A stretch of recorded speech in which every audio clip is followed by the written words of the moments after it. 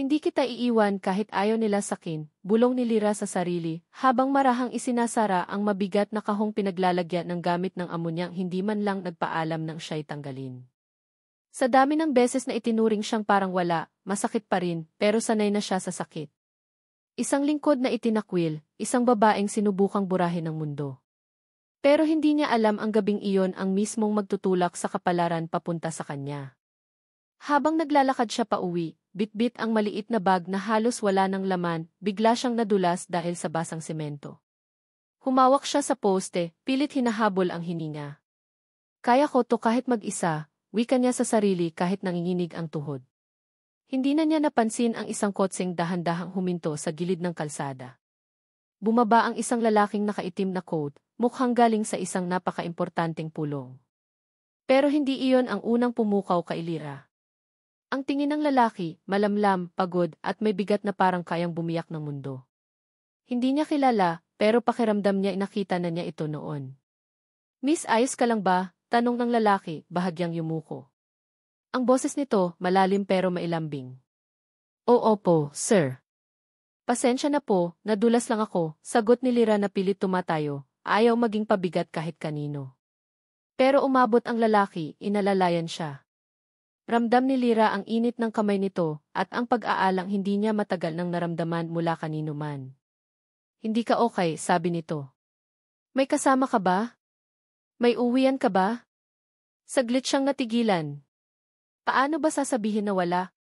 Paano ba ipaliwanag na ang bahay na pinagsilbihan niya ay hindi kailanman naging tahanan? "Wala po," mahinang sagot niya, halos hindi marinig. "Pero kaya ko po ang sarili ko. Huwag po kayong mag-alala." Tumitig ang lalaki sa kanya, hindi sa paraang mapanghusga, kundi parang sinusubukang unawain kung paano nagagawa ng isang tao na ngumiti kahit basag na ang puso. "Hindi ko alam ang buong kwento mo," sabi niya, "pero hindi ako pwedeng umalis ng ganyan ka." May dumaan na malamig na hangin at sandaling tumingin si Lyra sa gilid. Iyon bang pakiramdam na parang may tinatago ang tadhana? Na parang ang gabing ito hindi aksidente? "Kilala mo ba ako?" tanong bigla ng lalaki, halatang hindi sanay magpakilala. Umiling si Lyra. "Hindi po. Pero mukha po kayong mabait at pagod." Umiti ng bahagya ang lalaki, ang unang ngiting nakita ni Lyra mula sa kanya. "Ako si Damian Anya, napakamot sa bato. At pwede ba kitang ihatid sa ligtas na lugar?" Napatingin si Lyra sa SE na naghihintay sa liwanag ng poste sa tabi at sa lalaking tila may sariling bagyong pinagdaraanan. "Bakit niyo po ako tinutulungan?" tanong niya, hindi maitago ang pagdududa. "Dahil minsan," sagot ni Damian habang nakatitig sa kanya, "ang mga taong itinakwil ng mundo sila pa ang pinakakailangan nating mahalin." At sa unang pagkakataon matapos ang napakaraming gabi ng pag-iyak, may kung anong kumislot sa puso ni Lyra, isang bagay na matagal nang nawala. Pag-asa. "Kung okay lang sa'yo," dagdag ni Damian, "gusto kong tulungan ka. Huwag mong isipin kung bakit. Basta hayaan mo akong maging tao." Dahan-dahan siyang tumango, parang naglalakad sa panaginip.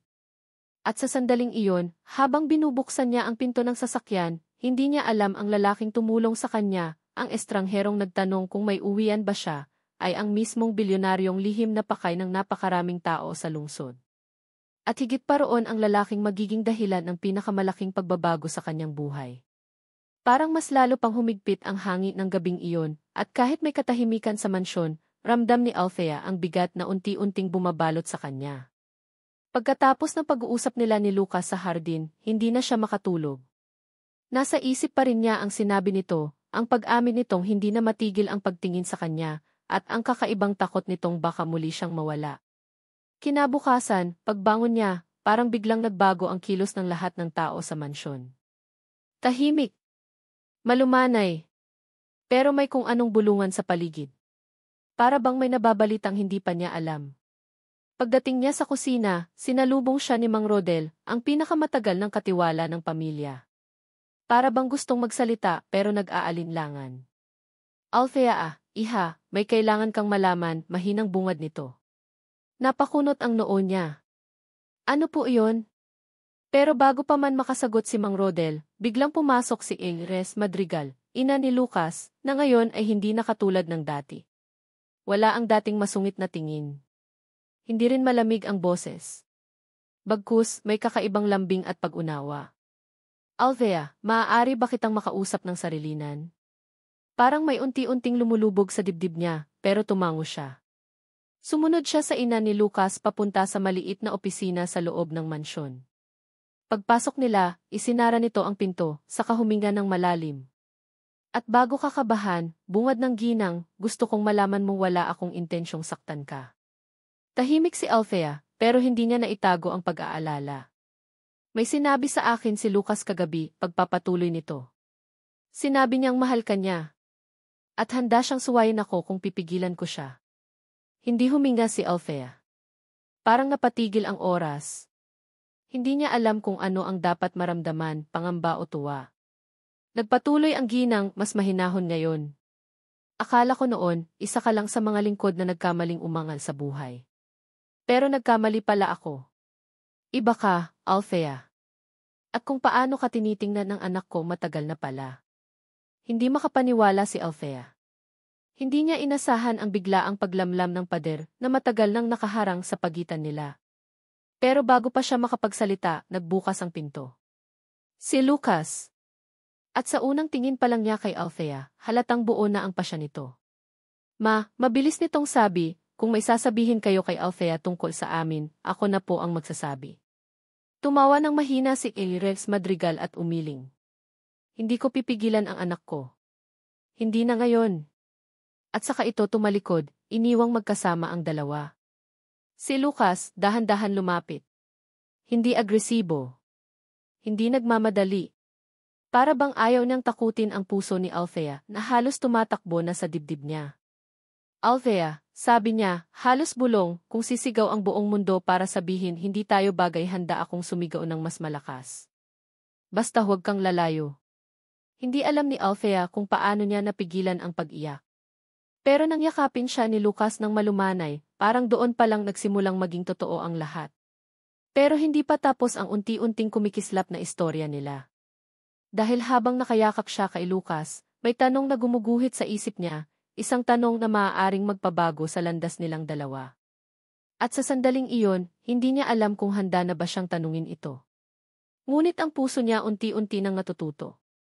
Nagkatinginan silang dalawa, si Lila na nanginginig pa sa hiya at kaba, at si Damian na parang may malalim na iniisip habang nakatingin sa kanya. Pero bago pa man magsalita ang lalaki, biglang sumingit ang housekeeper. Sir, wag niyo hong papansinin yan. Pasaway yan, tinanggal na po namin dahil bastos at walang modo. Napayuko si Lila, parang gusto ng matunaw. Pero hindi kumilo si Damian. Sa halip, tumingin ito sa housekeeper.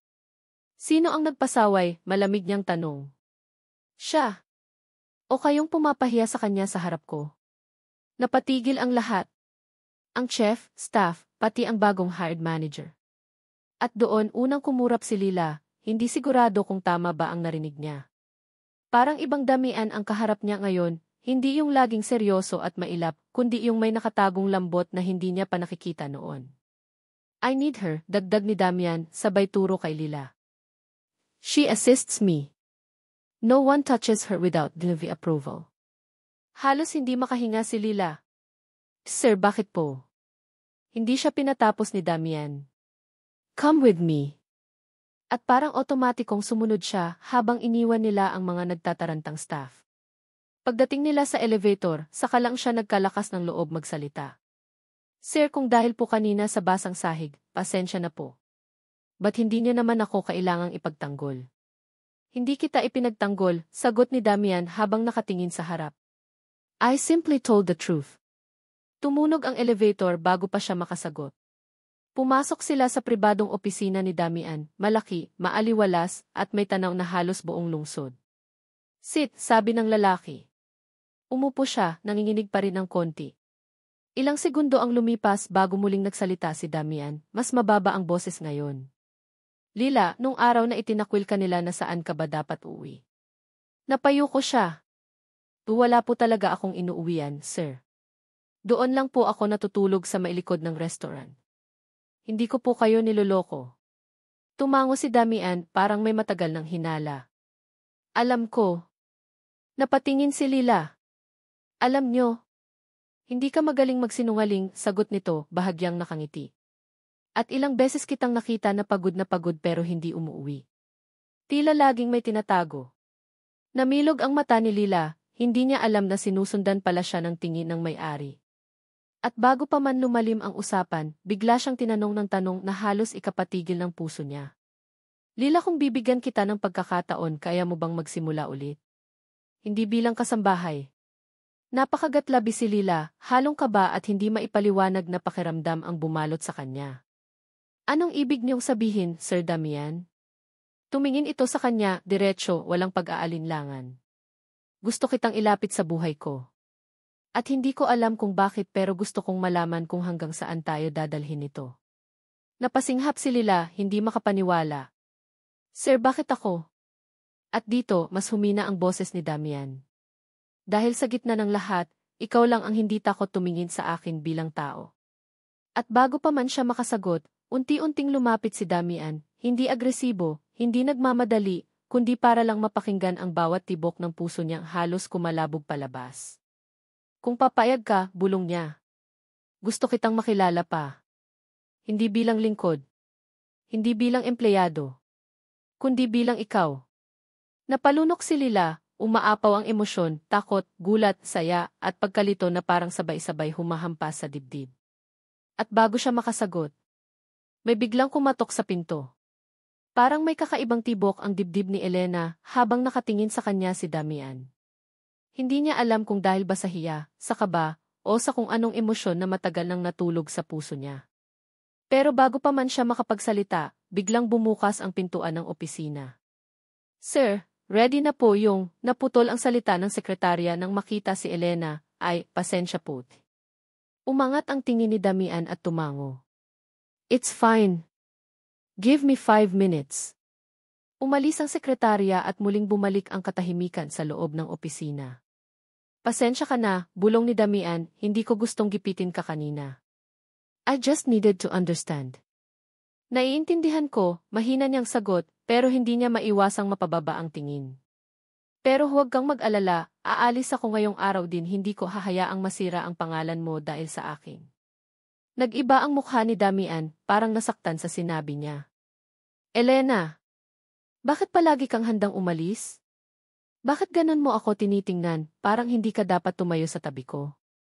Kumurap siya, hindi makasagot agad. Dahil totoo naman, sagot niya sa wakas, halos pabulong. Lingkod lang ako. Anak ng isang inabandonang pamilya. Wala akong pangalan, wala akong maipagmamalaki. Ikaw, Damian Monteverde. Kilala sa buong bansa. Mayaman, mabait, respetado. Habang ikaw, putol ni Damian, marahan ngunit mariin, ang babaeng di ko makalimutan mula noong araw na iniligtas mo ako sa sarili kong kalokohan. Natigilan siya. Hindi mo alam, tanong ni Damian, tumayo at lumapit sa kanya ng dahan-dahan, para bang baka matakot siya. Minsan, nagpatuloy ito, may isang batang lalaki na muntik nang mapasama dahil napasama sa maling barkada. Lasing, galit sa mundo, nawawala. Tapos may isang babaeng hindi naman niya kilala pero hinarak siya, kinausap siya, pinauwi. Sinabihan siyang pwede pa siyang magsimulang muli. Humigpit ang dibdib ni Elena. Hindi yon possible. Elena, bulong ni Damian, ako yon. Nanigas siya sa kinatatayuan. Hindi ako makapaniwala, matagal na yon. At bata ka pa noon. Pero hindi kita nakalimutan, sagot niya. At mula noon, sinabi ko sa sarili ko kapag nagkaroon ako ng lakas ng loob, hahanapin kita. At ngayong nandito ka na, suminghap ito, ayokong mawala ka ulit. Hindi alam ni Elena kung ano ang dapat niyang maramdaman. Parang bumalik ang lahat, iyong gabing inabutan niyang umiiyak sa kalsada ang isang batang mayaman na nawawala ang direksyon.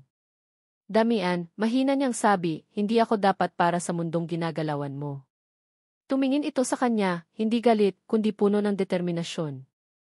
Kung may mundong hindi tama, Elena, sabi niya, yon ang mundong wala ka.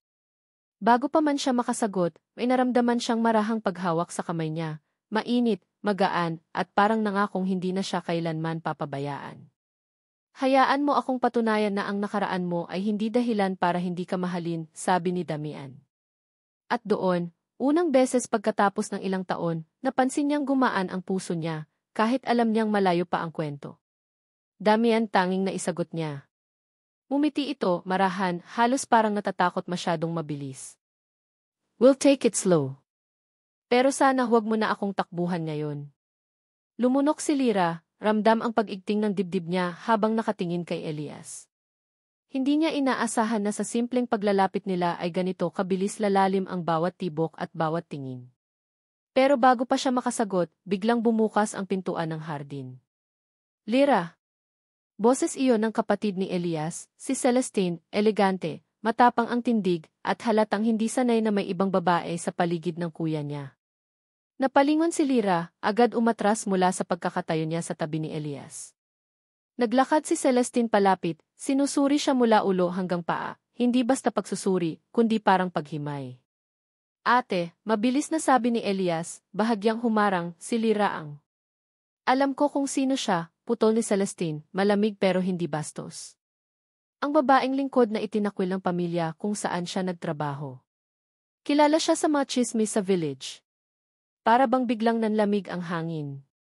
At kahit sinusubukan ni Lyra maging matatag, ramdam niyang nanginginig ang mga daliri niya. Ate, may babala sa tono ni Elias. Pero ngumiti si Lyra, mahina ngunit magalang. Maam na iintindihan ko po.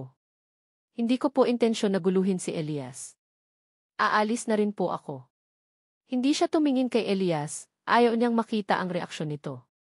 Baka mas mahirap umalis. Pero bago siya makatalikod, lumapit si Elias at mahinang hinawakan ang pulso niya. Hindi marahas, kundi para pigilan siyang mawala. Lyra, please huwag kang umalis ng ganito, bulong niya. Halos bumilis ang tibok ng puso ni Lyra, ngunit marahan niyang niluwagan ang pagkakahawak nito. Kaya ko na po, Elias. Nang makalayo siya, saka lamang siya huminga ng malalim. Kailangan niyang magpakatatag. Hindi siya nababagay sa mundo ni Elias, at lalong hindi siya tatanggapin ng mga taong kasama nito. Pero hindi rin niya inakalang may sasalo sa kanya pagdating niya sa may gate. Si Don Arturo, ama ni Elias, nakasandal sa kanyang tungkod, seryoso ang mukha pero hindi galit. Lyra, tawag niya, malumanay pero may bigat, kailangan nating mag-usap. Nanigas ang tuhod niya. Hindi niya alam kung sermon ba ito, pasaring, o pagpapaalis sa kanya sa mansyon. Halos pabulong niyang sagot. Kanina pa kita minamasdan, mahinahong sabi ni Don Arturo. At kanina ko pa nakikita kung paano ka tinitingnan ng anak ko. Napalunok si Lyra. Sir, pasensya na po kung nagmukha kaming. Hindi na niya natapos dahil itinaas ni Don Arturo ang kamay pahinto. Lyra, hindi ako galit. Pero kailangan kong malaman. Gusto mo ba talaga ang anak ko? Napayuko si Lyra. Pinipigilan ang kaba at kung anong sakit na pilit umaangat sa dibdib niya. Hindi ko po alam. Pero alam kong hindi ako ang dapat para sa kanya. Hindi ko po kayang sirain ang pamilya ninyo. Tumango ang matanda, tila ba may nasa isip na mahirap ipaliwanag. Hindi mo alam ang tunay na pamilya namin, Hija, sabi nito, malalim ang boses. At hindi mo rin alam kung gaano kakahalagang makita sa buhay ng anak ko. Napakunot ang noo ni Lyra. Ngumiti ng bahagya si Don Arturo, hindi ngiti ng galit, kundi parang may tinatagong sikreto. Kasi matagal na kitang kilala, Lyra. Parang biglang huminto ang mundo. Hindi niya maintindihan kung paano, kailan o bakit. At bago pa siya makapagtanong lumapit si Don Arturo, marahang hinawakan ang balikat niya at bulong nitong. Higit pa ang koneksyon natin kaysa iniisip mo. At doon, nagsimulang gumuhit ang libo-libong tanong sa isip ni Lyra. Paano siya kilala ng matandang bilyonaryo? Bakit parang alam nitong hindi siya dapat umalis? At ano ang ibig sabihin nito na mas malalim ang koneksyon nila? Hindi niya alam. Pero ramdam niya, simula pa lang ito. Tumingin si Arman sa salamin habang inaayos ang manggas ng kanyang polo. Tahimik lang si Lee sa gilid, pinapanood siyang parang may gustong sabihin pero di makahanap ng tamang salita.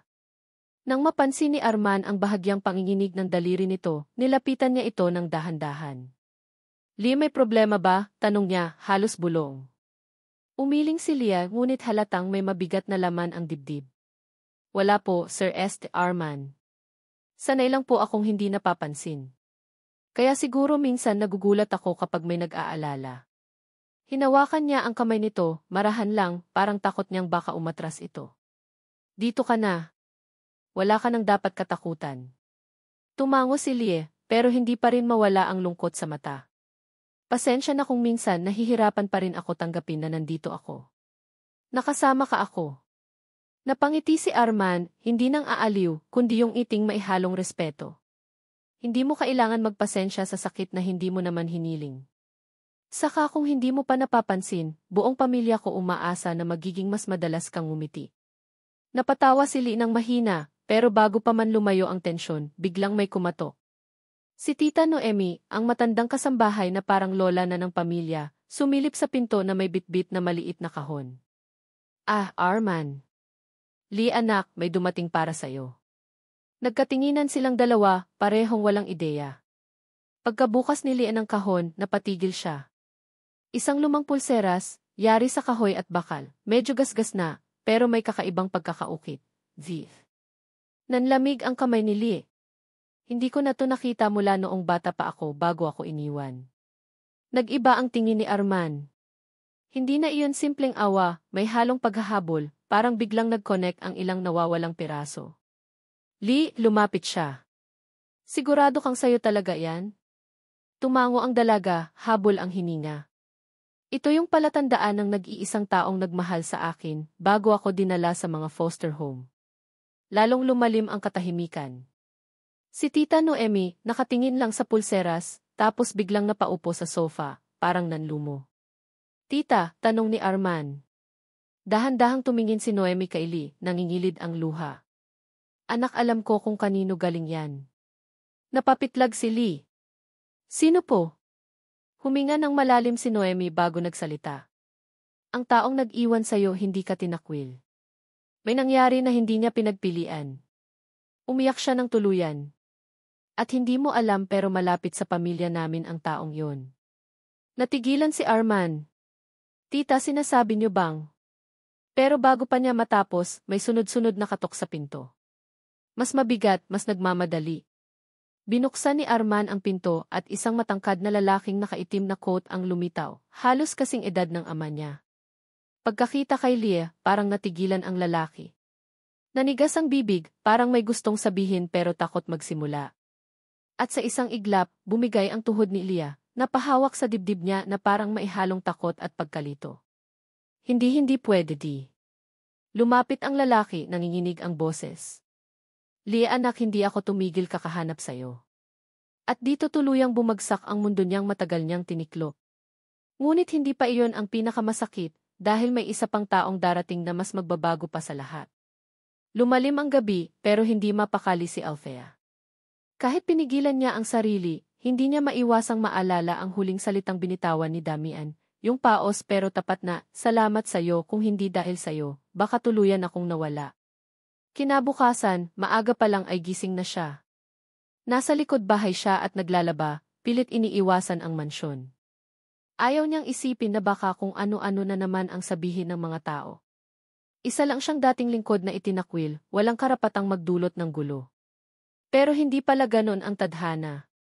Habang nagkukusot siya ng damit, may tumigil na mamahaling sasakyan sa mismong tapat ng maliit niyang bahay.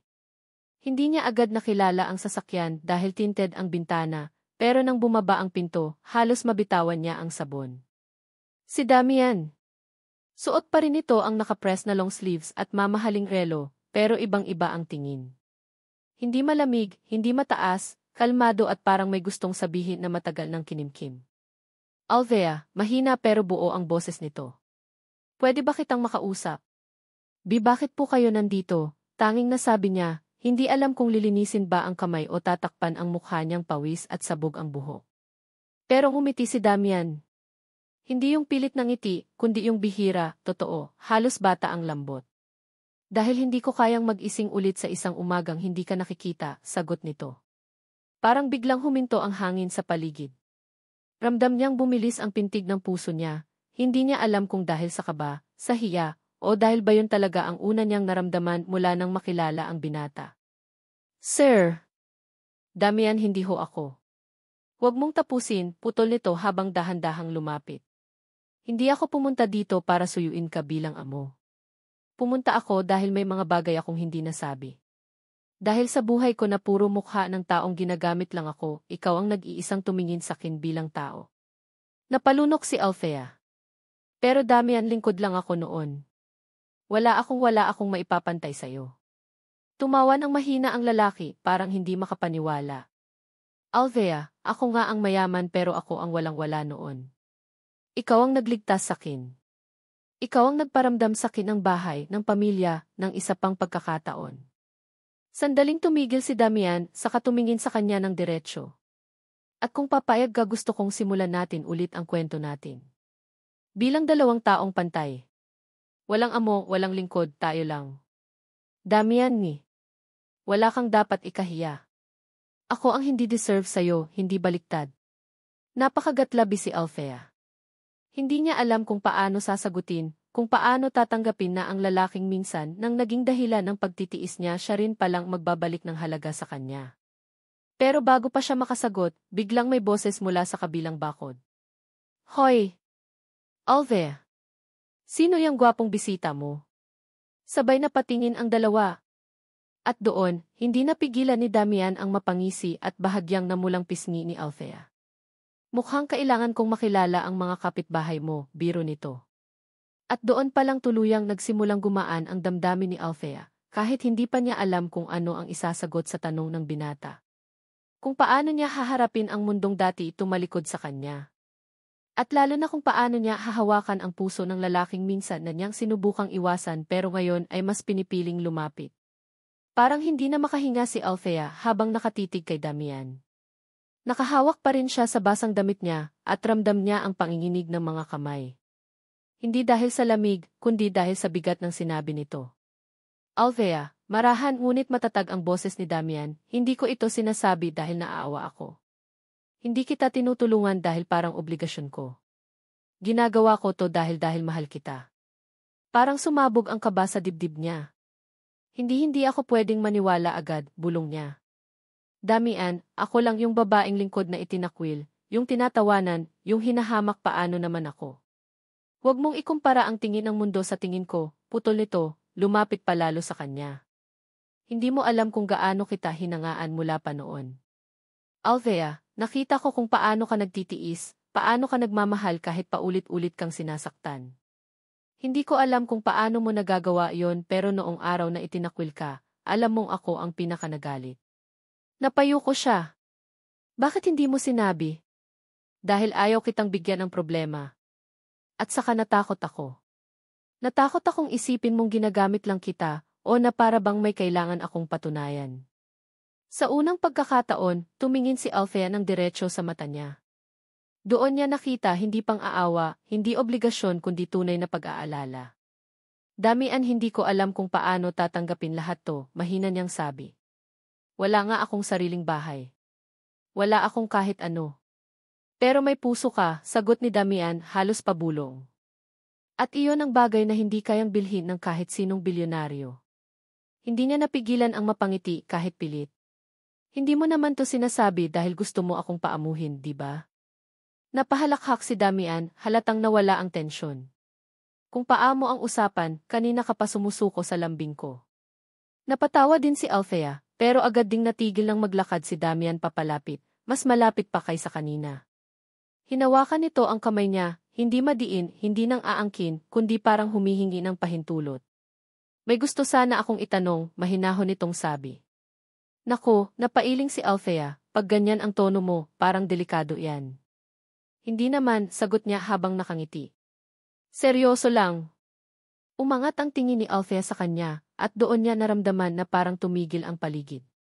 Pwede ba kitang ipagtanggol sa mundo, kahit minsan lang, habang hinahayaan mo ako sa tabi mo? Napalunok siya. Ano nang ibig mong sabihin? Hindi ko sinasabing sagutin mo agad ako. Hindi ko sinasabing mahalin mo rin ako ngayon. Ang hinihiling ko lang hayaan mo akong patunayan na kaya kitang mahalin nang hindi ka kailanman sasaktan. Tahimik si Althea ng ilang segundo. Tila sinusukat ang bawat salita. Tila pinag-iisipan kung may karapatan pa ba siyang tanggapin ang kabutihan. Hanggang sa unti-unti niyang sabihin. Damian, hindi ko alam kung saan to patungo. Pero CJ, hayaan kitang sumama sa tabi ko.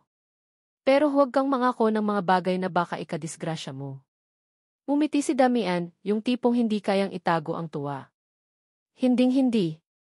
At bago pa niya maintindihan ang mangyayari, biglang bumukas ang pinto sa likuran nila.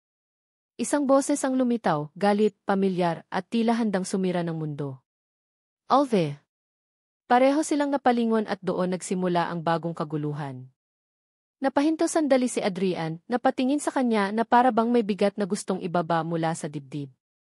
Alam mo, Lila, matagal ko nang gustong sabihin to. Kinabahan siya. Ano iyon? Hindi ako sanay na may taong pinipili ako dahil sa kung ano meron ako, mahinang sabi ng lalaki. Pero ikaw, mula sa unang araw na magkita tayo, wala kang alam sa pangalan ko, sa pera ko, o sa pamilya ko. Tinulungan mo ako nang walang hinihingi. Napayo ko si Lila, hindi sigurado kung ano ang isasagot. Ginawa ko lang ang kaya ko. Yun na nga, tipid nang umiti si Adrian. Kahit na mahirap ang buhay mo noon, may pinili kang maging mabuti. Tahimik ang silid. Rinig nila ang mahihinang ingay ng mga nurse at ang tunog ng aircon. Ilang sandali pa, lumapit si Adrian at marahang hinawakan ang kamay niya. Lila, gusto ko sanang mas makilala ka pa. Biglang bumilis ang tibok ng puso niya. Adrian ni. Wala akong minamadali, dagdag niya, mahina ang boses pero diretso ang tingin. Gusto ko lang ikaw mismo ang makarinig mula sa akin, mahalaga ka sa akin. Hindi makapagsalita si Lila. Parang may kumikirot sa dibdib niya, hindi dahil sa sakit, kundi dahil sa isang damdaming matagal nang hindi niya pinapansin. Ilang taon siyang itinaboy, pinahiya, at ipinakitang wala siyang halaga, pero heto ngayon ang isang lalaking may mundo at kapangyarihang abot kamay, at siya ang nilalapitan nito. Adrian, hindi ako sigurado, mahina niyang sagot. Hindi ko alam kung bagay ako sa mundo mo. Huwag mong alalahanin yon, marahan niyang sabi.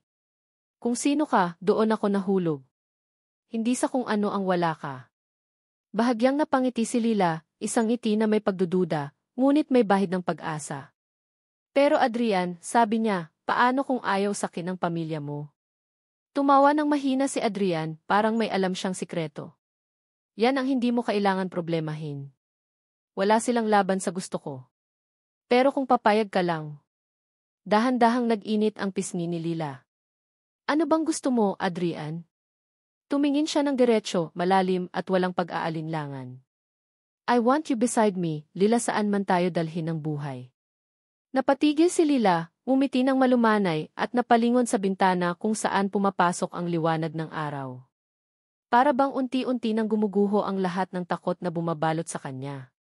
Pagharap niya ulit kay Adrian, may kakaibang ningning na sa mata niya, hindi pa desisyon, pero malapit na napakalapit na. Adrian, hindi ko alam kung handa ako, bulong niya. Pero gusto kong subukan. At napangiti si Adrian, isang ngiting halos hindi niya pinapakita kahit kanino. Doon tayo magsisimula, sabi niya habang hinahawakan muli ang kamay niya. Sa pagsubok. At doon, sa isang silid na may amoy antiseptic at humuhuning makina, may isang simula na tahimik na isinilang. Lila, mula ngayon, hindi mo na kailangang harapin ang mundo mag-isa. Saka palang muling nakahinga si Althea nang maramdaman niyang unti-unting lumuluwag ang dibdib niya. Pero hindi pa tapos ang tensyon, dahil nang lumingon siya, nakita niyang papalapit ang tatlong tauhan ni M.E. Alonzo, masama ang tingin, halatang hindi natuwa sa pagiging malapit ni Ethan at Althea. Sir, dapat po bumalik na tayo, malamig na sabi ng isa. Pero ang hindi nila inaasahan, hindi kumurap si Ethan. Hindi ako aalis, sagot niya, matatag, hanggat hindi ko nakakausap si Althea ng maayos. Nanlaki ang mata ni Althea. Hindi niya alam kung tatawa siya o maiyak. Sino ba naman siya para panghawakan ng ganitong klaseng lalaki? Pero bago pa man siya makasagot, biglang bumuhos ang ulan, maliit sa simula, hanggang sa parang binuhusan ang buong paligid. Napayakap si Ethan sa kanya para protektahan ang balikat niya mula sa ulan. Para bang automatic, instinctive, at mismong mga tauhan, napatingin na lang sa kanila, hindi na nakaporma. Teka, mababasa ka, bulong ni Althea, pero umiti lang si Ethan, yung tipong hindi siya natatakot na mabasa o maputi. Kahit mabasa ako, sagot niya, basta huwag ka lang mawawala uli.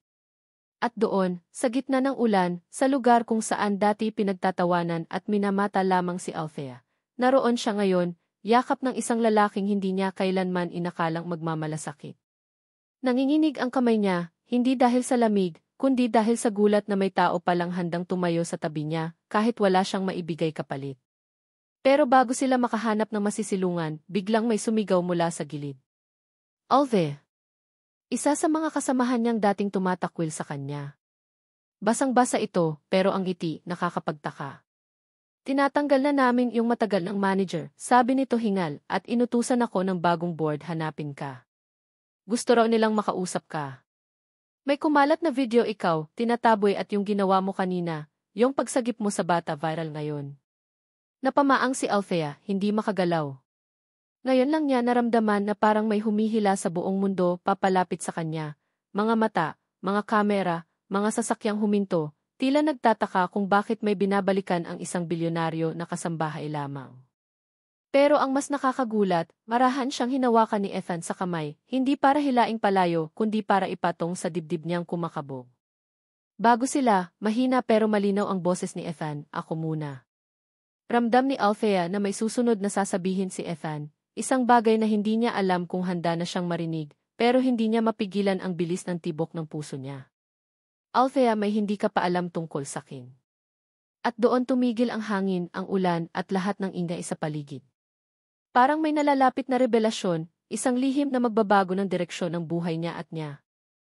Nagkatinginan sina Amelia at Lucas, parehong hindi makapaniwala sa sinabi ng doktor. Pero bago pa sila makapag-usap, muling nagkamalay si Jacob at mahina siyang kumurap, parang nagtataka kung bakit umiiyak ang mama niya. Lumapit agad si Amelia, nanginginig ang boses. Anak, gising ka na, salamat naman.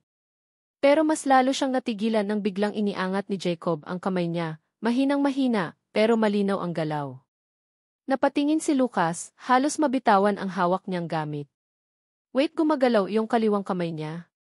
Dahan-dahang tumango ang bata, parang sinasabi na, naririnig ko kayo, nandito ako.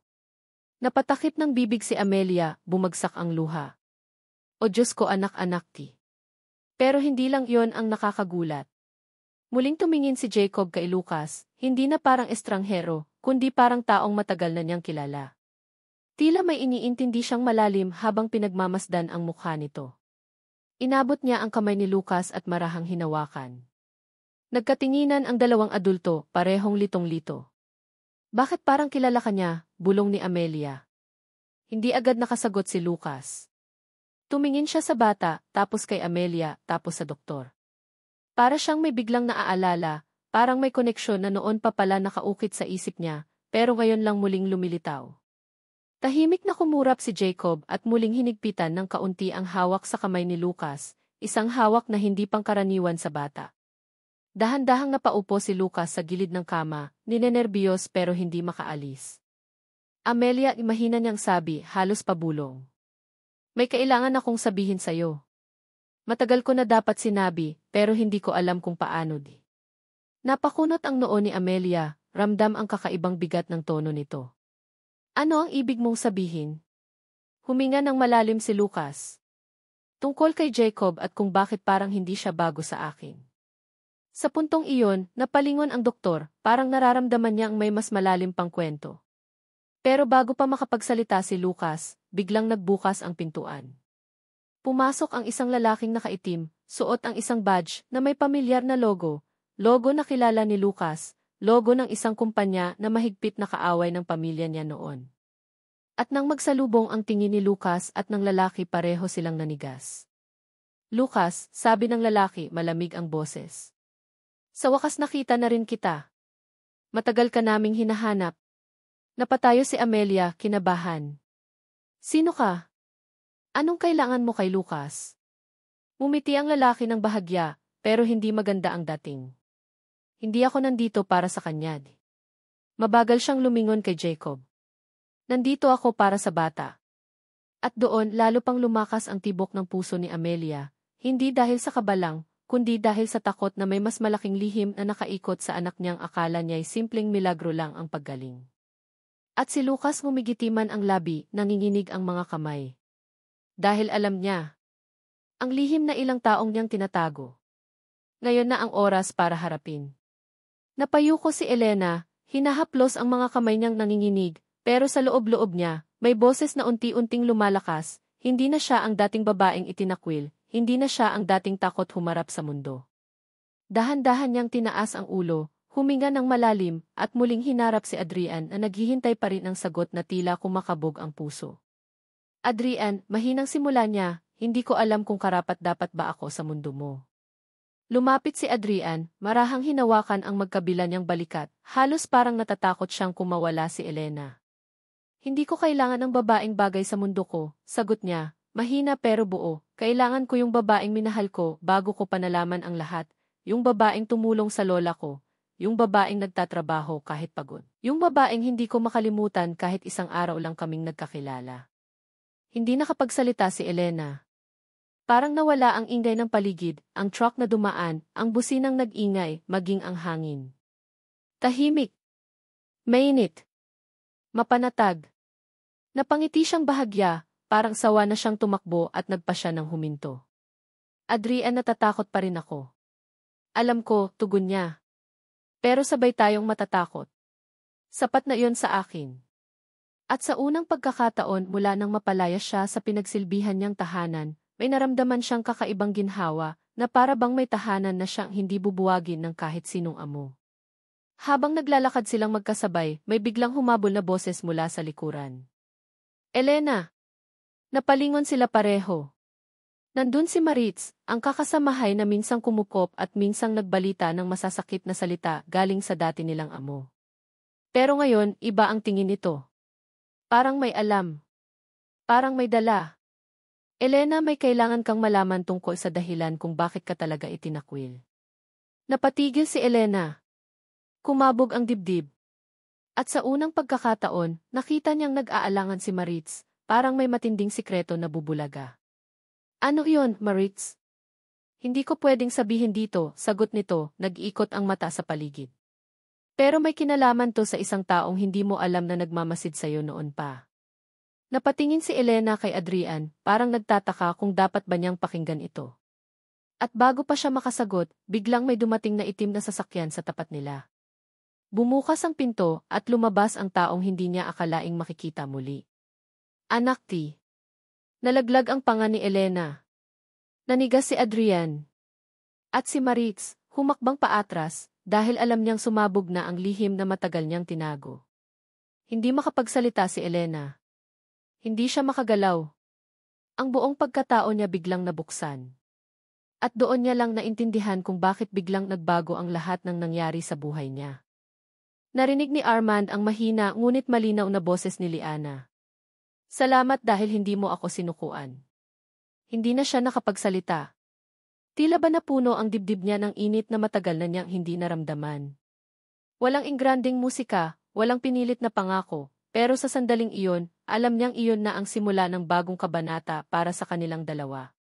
Hinawakan niya ang kamay ni Liana, hindi bilang amo, hindi bilang tagapagligtas kundi bilang isang lalaking handang tumayo sa tabi ng babaeng minsang itinakwil ng mundo, pero ngayon, siya naman ang pipiliin niya araw-araw. At habang unti-unting sumisikat ang umagang nagbibigay liwanag sa kanilang dalawa, nagbago ang takbo ng kanilang buhay, tahimik, simple, pero tunay.